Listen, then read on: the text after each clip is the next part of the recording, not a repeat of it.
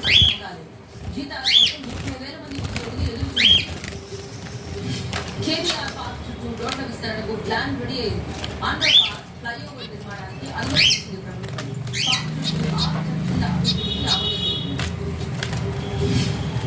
హైదరాబాద్ లో పలు చోట్ల భారీ వర్షం పడింది. కరీంనగర్, వడక్పేట్, మీర్పేట్, చైతన్యపురి, దిల్సుఖ్నగర్తో పాటు చార్మినార్ దగ్గర భారీ వర్షం కురిసింది. కర్నూలు జిల్లాలో భారీ వర్షం కురిసింది. ఎమ్మిగనూరులో మార్కెట్ యార్డుకు వచ్చిన వేరుశనగ పూర్తిగా తడిసిపోయింది.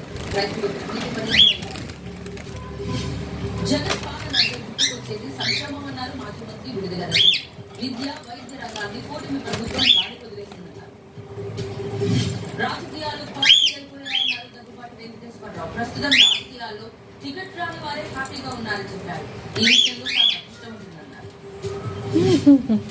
కడప జిల్లా కన్నెలూరులో శ్రీ గంగమ్మ తల్లి ఆలయంలో అమ్మవారి వెండి కిరీటం చోరీ అయింది. దసరా నవరాత్రుల్లో 2వ రోజున అమ్మవారికి ఈ కిరీటాన్ని అలంకరించారు. ఏపీలో స్విగ్గీని బహిష్కరించింది హోటల్స్ అసోసియేషన్. 14 నుంచి స్విగ్గీ సేవల్ని నిలిపేయాలని నిర్ణయించింది.